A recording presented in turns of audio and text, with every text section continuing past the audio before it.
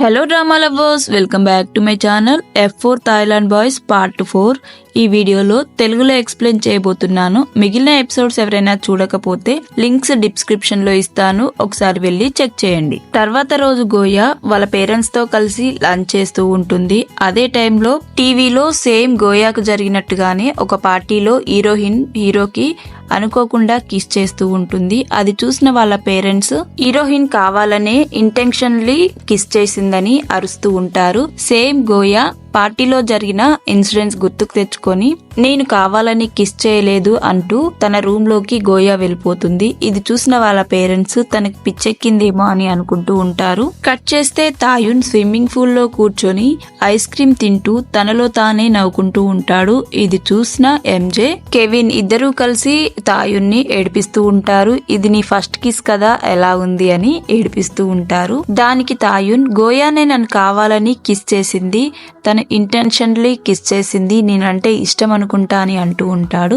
దానికి ఎంజే, గోయా చాలా sweet person, నువ్వే అనవసరంగా తనని అపార్థం చేసుకుంటున్నావు అని అంటూ ఉంటాడు.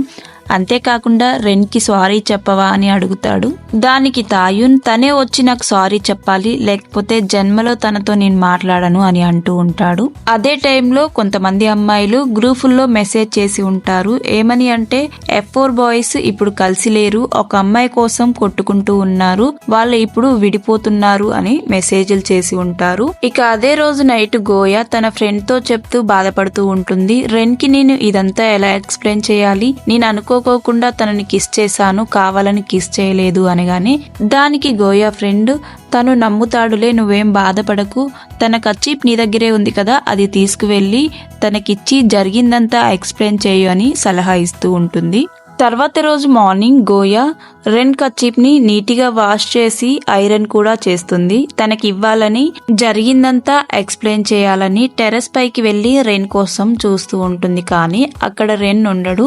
దాంతో నిరాశగా గోయా కిందికి వచ్చేస్తుంది. అదే టైంలో ఎంజే, కెవిన్ గోయాని చూసి గోయా దగ్గరికి వచ్చి ఎంజే గోయాని ఆట పట్టిస్తూ ఉంటాడు. నువ్వు రెన్ కోసమే పైకి వెళ్ళావు కదా, రెన్ కోసమే చాలా సేపటి నుంచి వెయిట్ చేస్తున్నావు కదా అని ఎంజే గోయాని ఆట పట్టిస్తూ ఉంటాడు. దానికి గోయా, నేను తన కోసం ఏం వెయిట్ చేయట్లేదు, ఊరికే అలా నార్మల్ గా వెళ్ళాను అని గోయా ఎంజేతో అంటూ ఉంటుంది. దానికి ఎంజే, నాకు అర్థమైందిలే, నువ్వు తనని ఇష్టపడుతున్నావని, అయినా కానీ నేను నీకు ఒకటి చెప్పాలి, తనిప్పుడు మీరా వాళ్ళ ఇంట్లో ఉన్నాడు, నువ్వు అక్కడికి వెళ్ళు, అక్కడికి వెళ్తే ఎలాంటి సీన్స్ చూడాల్సి వస్తుందో అని అంటూ ఉంటాడు. దాంతో గోయా మీరా వాళ్ళ ఇంటి దగ్గరికి వెళ్లి గేట్ దగ్గర వెయిట్ చేస్తూ ఉంటుంది. అప్పుడే వర్షం పడుతుండటంతో కొంచెం గేట్ దగ్గరికి వెళ్లి నించొని లోపలికి చూస్తూ ఉంటుంది. అదే టైంలో మీరా అండ్ రెన్ ఇద్దరు గొడవ పడుతూ ఉంటారు. ఇదంతా గోయా గేట్ బయట నుంచి చూస్తూ ఉంటుంది. అయితే వీళ్ళిద్దరు ఎందుకు గొడవ పడుతున్నారంటే, మీరా తిరిగి ప్రాన్స్ కి వెళ్లి తన ఒక సోషలిస్ట్ గా ఉండాలని అంటూ ఉంటుంది.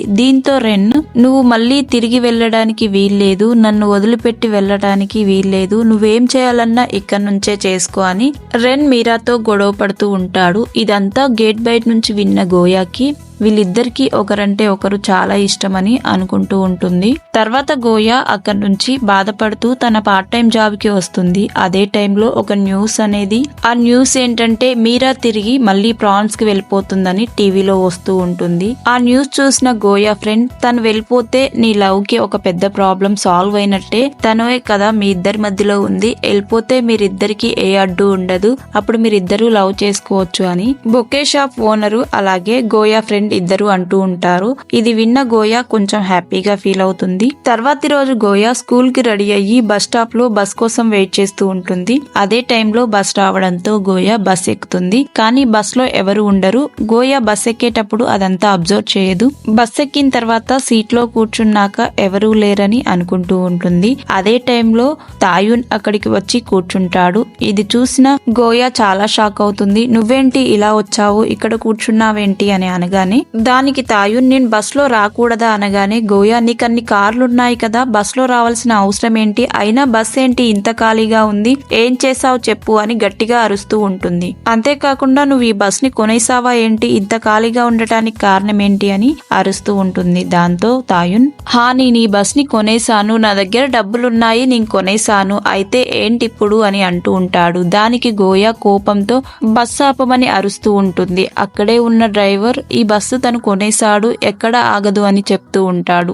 అదే టైంలో బస్ వెనకాల ఉన్న ఒక కార్లో ఒక అమ్మాయి తాయున్ బస్ లో ఉండడం చూసి కార్ ని బస్ కి ఎదురుగా తీసుకువచ్చి ఆపుతుంది. వెంటనే డ్రైవర్ ఆ బస్ ని ఆపేయడంతో గోయా బస్ దిగి కిందికి వెళ్ళిపోతుంది.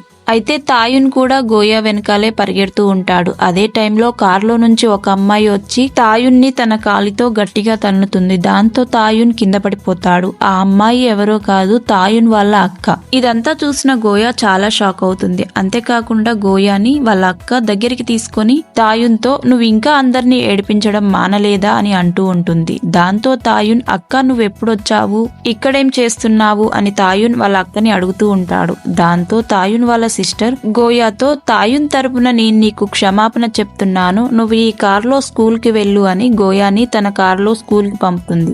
అంతేకాకుండా నీకు ఏ హెల్ప్ కావాలన్నా నాకు కాల్ చెయ్యని తన విజిటింగ్ కార్డు ఇచ్చి తనని స్కూల్ కి వెళ్ళమని చెప్తుంది.